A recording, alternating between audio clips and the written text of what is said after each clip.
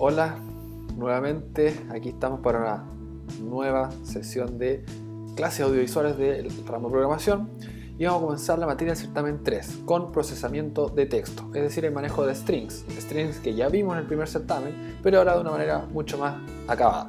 Pero no podemos olvidar que teníamos un ejercicio propuesto de la sesión anterior sobre conjuntos. El problema decía crear una función letras en común que recibiera como parámetro dos strings y nos dijera las letras en común que tenían ambos strings. Como era obviamente una clase de conjuntos, la solución iba en ese sentido. Se puede resolver sin conjuntos, sin ningún problema, pero los conjuntos nos dan la facilidad de hacer esto de manera muy simple. Vemos acá la solución en una pura línea que ustedes ya son expertos, así que no les va a costar en entender este tipo de problemas.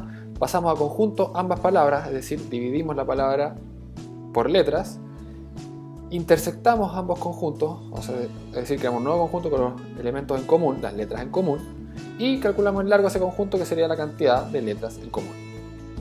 Muy simple, igual ustedes probablemente lo han hecho en más líneas, no hay problema, lo importante es poder resolver este tipo de problemas de alguna u otra forma.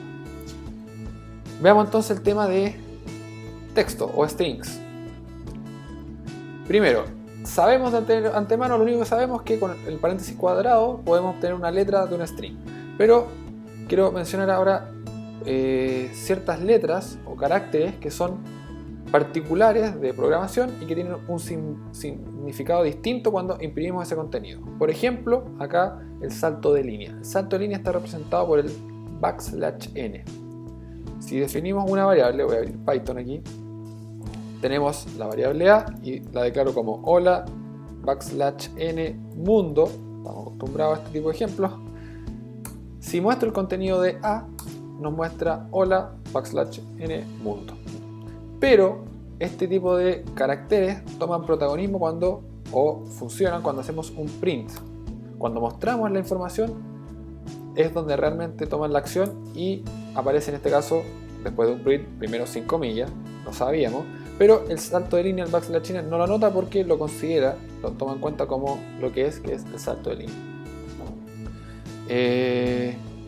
Si este elemento es un carácter, por ejemplo, si yo a A le extraigo el elemento 4, que sería el salto de línea, nos muestra que es el \n. Aquí no toma el backslash como una letra y el n como una letra distinta, sino que para él todo esto es una letra.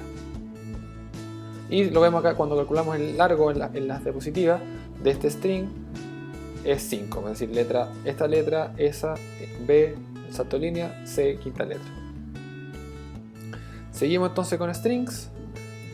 Ahora vamos a ver varios métodos que nos sirven para utilizar o alterar un poco ciertos strings o tomar acciones con ellos. Primero el replace, muy simple, replace, reemplazar, y lo que hace es recibir al menos dos parámetros, qué es lo que quiero reemplazar y por qué lo quiero reemplazar. Entonces, si en mi palabra cara reemplazo las R por S, me quedaría casa. Si reemplazo la CA por PA, para. Si reemplazo aquí un tercer argumento opcional, si reemplazo las A por E una vez, la primera A que encuentre la reemplaza y después no sigue reemplazando. Siempre parte reemplazando de izquierda a derecha. No puedo decirle que parta al revés o con alguna mezcla. Y la cantidad tiene que ser un número entero positivo. Los replace entonces lo que hacen no es modificar la variable. Si yo quisiera modificar, por ejemplo acá a.replace la O por I, ili mundi, entonces, pero si vemos A sigue siendo la mundo. Para hacer el reemplazo yo tendría que hacer esto, A igual a.replace y las O por I, y ahí entonces si muestro A cambió permanentemente porque hice la asignación correspondiente. Pero nos damos cuenta que el replace siempre retorna un string con el cambio realizado. Entonces una ventaja es que yo puedo hacer un replace y después otro replace y otro replace. Entonces acá reemplacé la C por el vacío y luego reemplacé la A por O. Entonces la C la eliminó técnicamente y la A ahora lo reemplazó por O, quedó en oro. Ojo, aquí el tema es primero hace este replace y después este replace. No hace los dos replace al mismo momento, en el mismo momento. ¿Ya? Seguimos. Dividir strings. Conocemos que nosotros, si transformamos un string a lista o conjunto, por ejemplo el A, si lo paso a set conjunto, lo vimos en el ejercicio propuesto, nos separa por letras con las propiedades de conjunto, que las letras repetidas no las muestra. Y si lo paso a lista, lo mismo, pero todo en orden y todas las letras que están involucradas en este caso en la oración. Pero además podemos ocupar el split. El split nos permite dividir o cortar, trozar en realidad, y nos permite hacer cortes en este string, generar una lista, siempre una lista, eso sí un dato, realizando los cortes que yo le indique. Si yo pongo split sin nada, automáticamente hace los cortes donde ve o encuentra un espacio, un backslash n o un backslash t o otros elementos así divisores. ¿Ya? En términos generales, hace la división donde encuentra un espacio. Entonces, en este caso, ex umbra in solem lo divide. En el caso de nuestro ejemplo acá, si yo hubiera hecho a.split, hubiera hecho el corte en el backslash n, que también lo considera como espacio, por así decirlo. Seguimos entonces, pero además el split nosotros podemos identificar qué elemento o qué letra o letras ocupar para la división o hacer el corte. Entonces, si digo donde la A quiero que haga un corte, entonces donde hay una A hace el trozado y separa entonces nuestra lista en la T, la C, la T, la C y el vacío acá. Porque en la última A también hace un corte, entonces después de la A tiene que haber algo. En este caso no había nada, por lo tanto agregó nada a la lista. En nuestro ejemplo de Olimundi o Ilimundi, si hacemos el split por la I, vemos que saca la H donde hay una E y hace todo el corte. Acá en este caso, como no separó por el salto de línea o el espacio, eso lo mantuvo y después al final aparece el vacío. Si hubiéramos separado por la A, hubiera hecho un solo corte donde hay una A y ahí no hay vacío al final. Seguimos. El opuesto al split es el join. El join es unir. Entonces, este método funciona. El string que quiero ocupar como elemento de unión, ¿ya?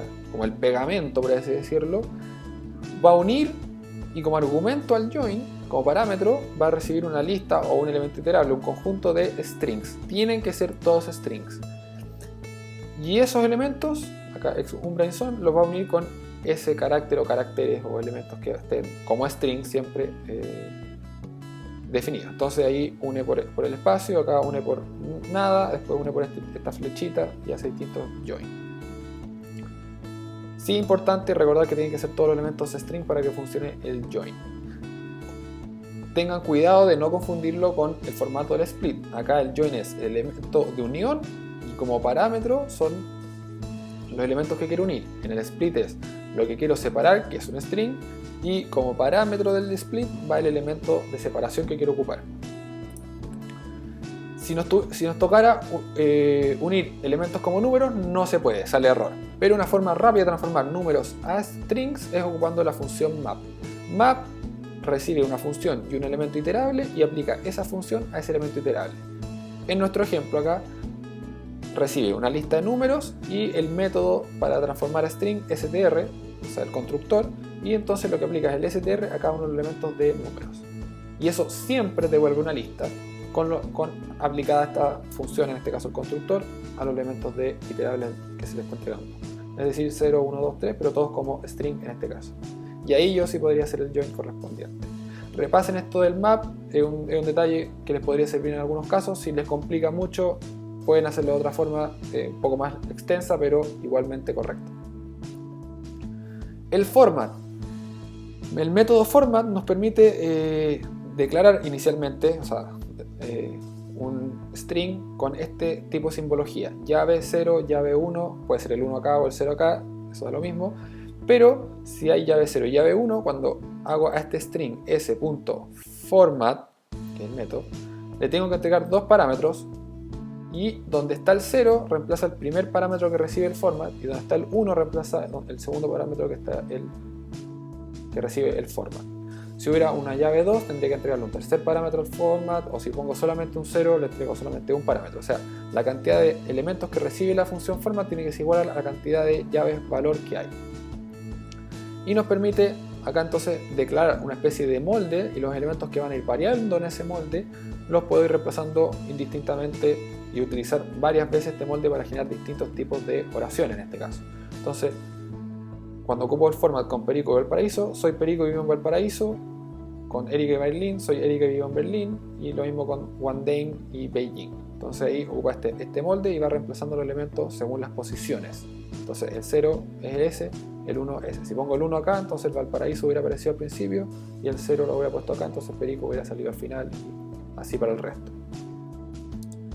Seguimos, el format tiene una segunda opción, que es dentro de este paréntesis de llave indicar una etiqueta. Entonces si pongo nombre y etiqueta U, cuando llamo al format tengo que indicar qué valor va a recibir cada etiqueta. Entonces en este caso pongo el nombre va a recibir el Perico y U va a recibir el UTF-SM. Entonces donde encuentre la etiqueta U la va a reemplazar por eso, y donde encuentre la etiqueta nombre va a reemplazar por Perico. Y así sucesivamente. Acá en este caso puedo poner como primer argumento el U y después el nombre, y igual funciona porque lo que importa es la etiqueta, no la posición dentro del format, a diferencia de la versión anterior. Y para terminar, tenemos los métodos upper, lower y swap case. El método upper, que es de como aumentar, lo que hace es pasar todas las letras minúsculas de un string a mayúsculas. Acá ninguna de estas recibe ningún parámetro al llamar las funciones. Entonces aquí program, que estaba en este formato, pasa a mayúscula. Nuevamente no cambia el valor en la variable, sino que es un cambio momentáneo. Si quiero que haga el cambio permanente, tengo que reasignar la variable. El lower, que es disminuir, lo que hace es pasar todas las mayúsculas a minúsculas. Y el swap case, que sirve bien poco en realidad, pero existe, cambia las mayúsculas a minúsculas y las minúsculas a mayúsculas. Y eso son los métodos que vamos a ver. Hay algunos cuantos más que pueden estudiarlos por su cuenta, pero estos son los principales que vamos a utilizar, por lo menos en esta parte de procesamiento de texto. Pero se haya entendido, no podemos terminar sin un ejercicio propuesto que dice: crea una función contar palabras que recibe una oración y que retorne un diccionario. Entonces hay que acordarse lo que ya habíamos aprendido de diccionario, que indicando cuántas veces aparece cada palabra en la oración. Entonces tenemos la oración y el diccionario, entonces donde la palabra es la llave y la cantidad es el valor de esa llave.